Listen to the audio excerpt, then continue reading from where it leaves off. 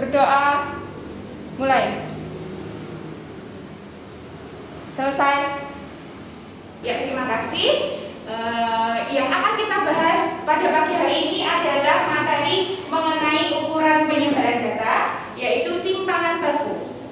Nah, untuk lebih jelasnya, kalian saksikan ilustrasi berikut ini.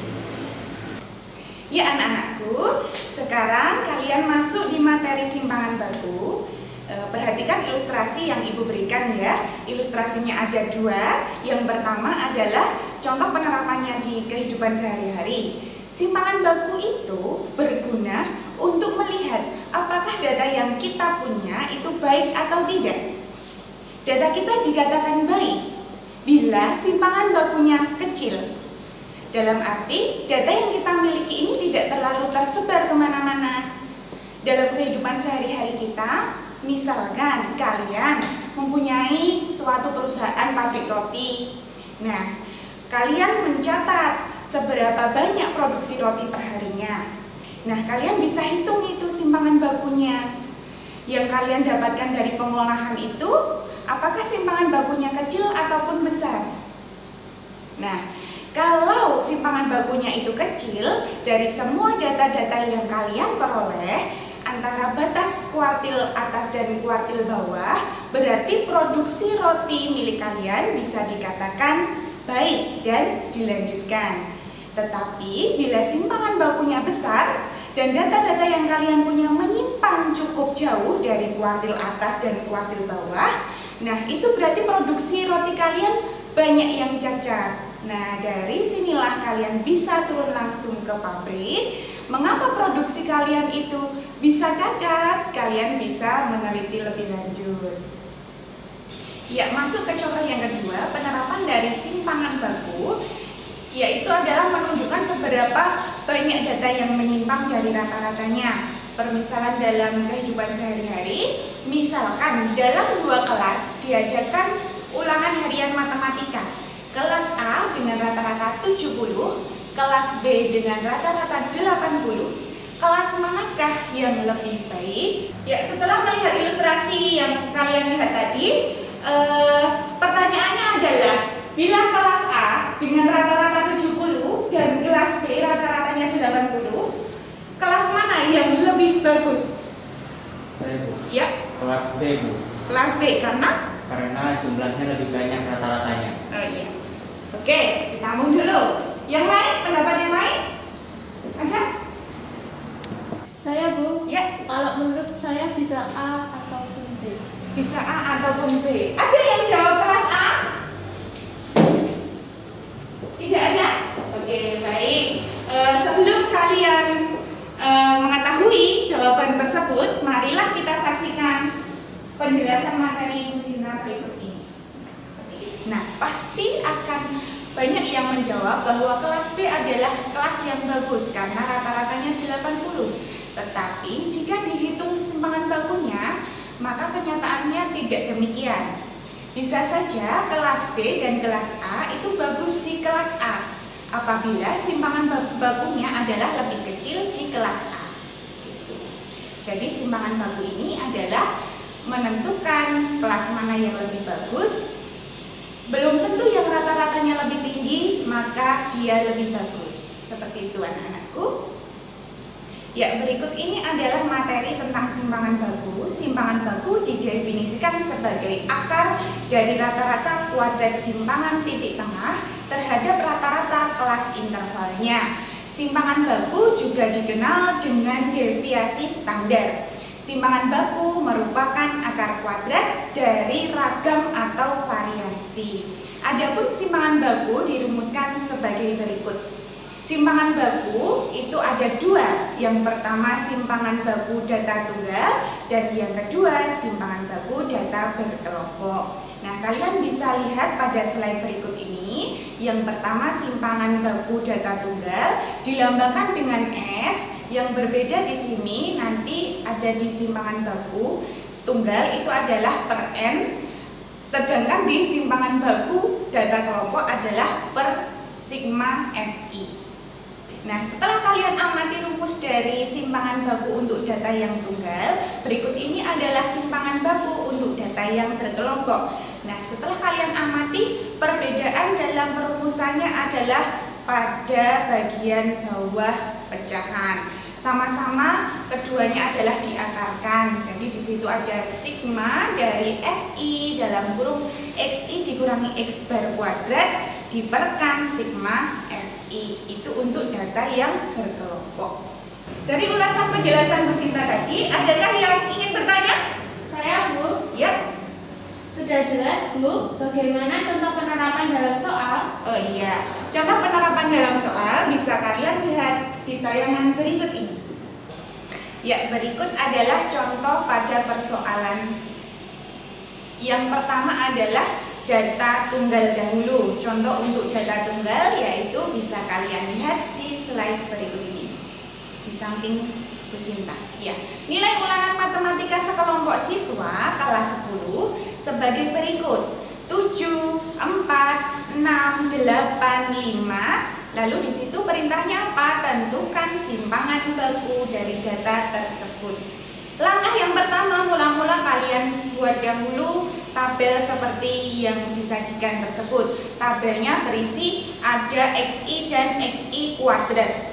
XI di situ adalah menunjukkan nilai-nilai yang tadi Bu sebutkan. Ada 7, 4, 6, 8, dan 5. Itu kalian urutkan dari yang terkecil ke terbesar. Lalu kalian cari XI kuadratnya, yaitu kuadrat dari masing-masing nilainya. Setelah itu, di situ ada sigma. Dihitung dulu sigma XI dan sigma XI kuadrat. Nah, setelah sudah, kalian cari. Yang kedua adalah mencari rata-rata atau min atau X bar. X bar di situ adalah rataannya. Rumusnya dengan apa? Sigma XI dibagi N. N itu adalah banyak datanya. Tadi banyak datanya berapa? Banyak datanya ada 5. Maka sigma XI adalah, tadi sudah dihitung ya, di situ sigma XI-nya adalah 30, lalu diperkan N. 30 dibagi 5 adalah 6. Maka rataannya adalah 6. Cara pertama untuk mencari simpangan baku yaitu di situ kalian tulis dahulu rumusnya S. S itu adalah akar dari 1/n sigma XI kuadrat dikurangi X bar kuadrat. Bu Sinta menggunakan cara yang kedua.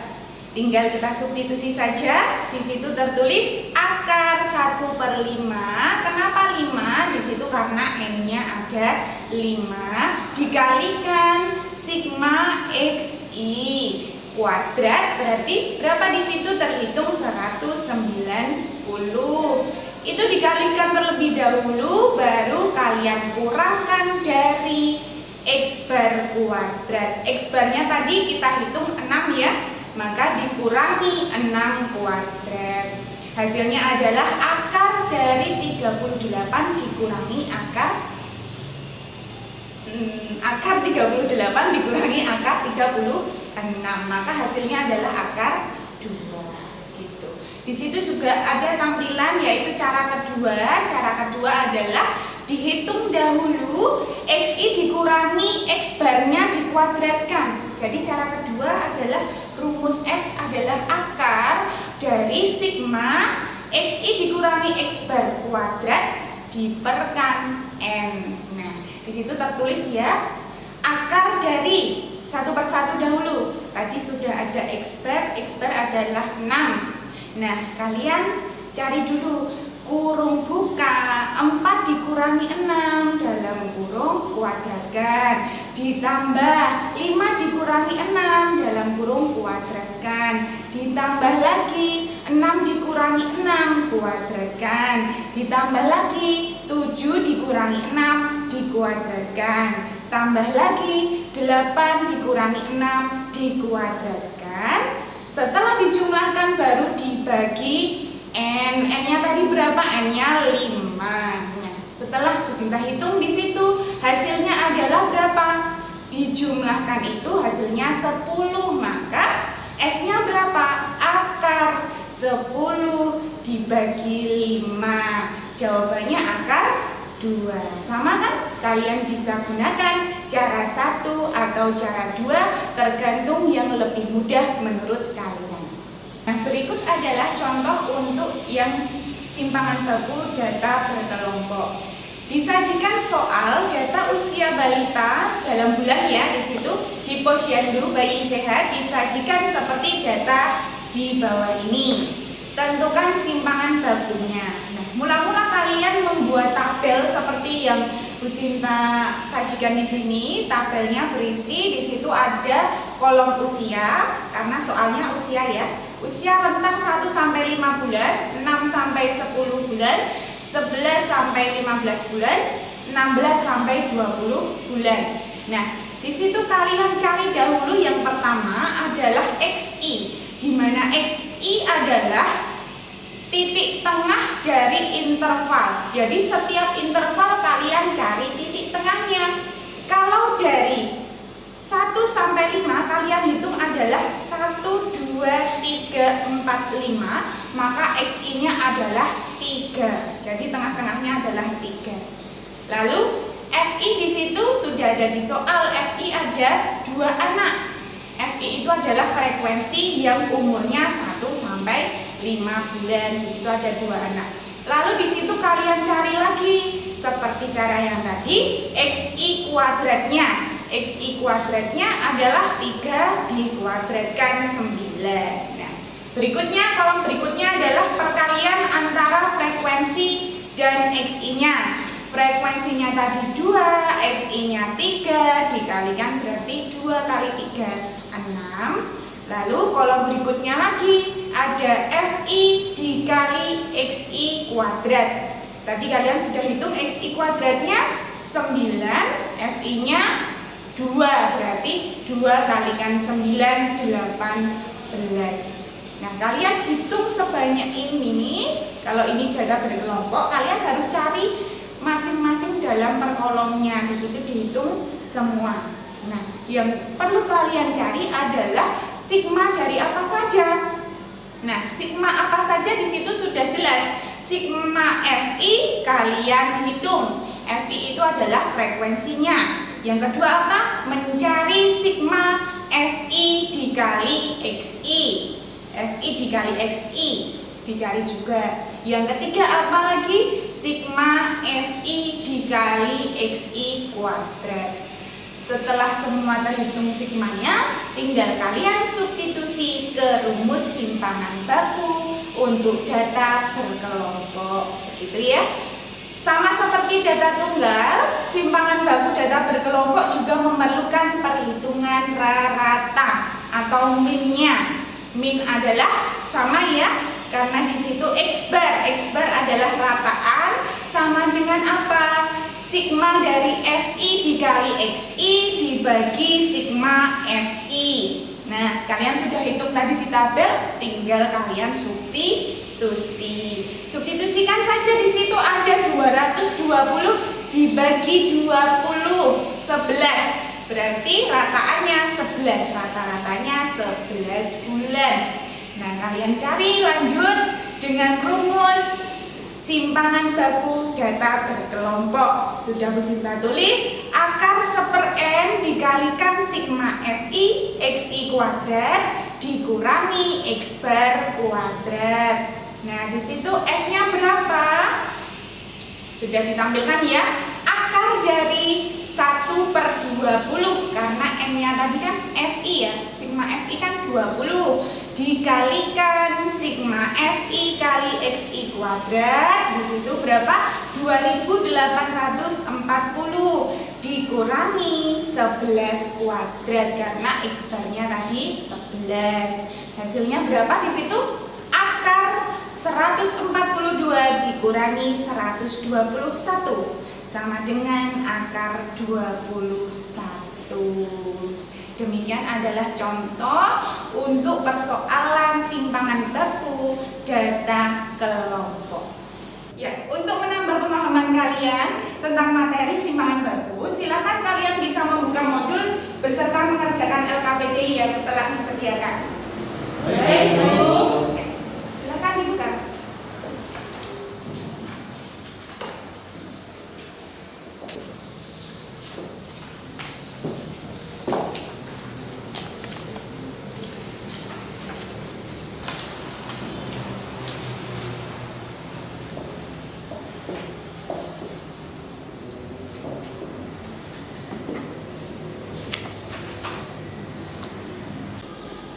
Ya, setelah kalian mencermati materi yang Bu Sinta berikan, silahkan kalian buka LKPD-nya. LKPD di situ ada contoh data tunggal dan data kelompok.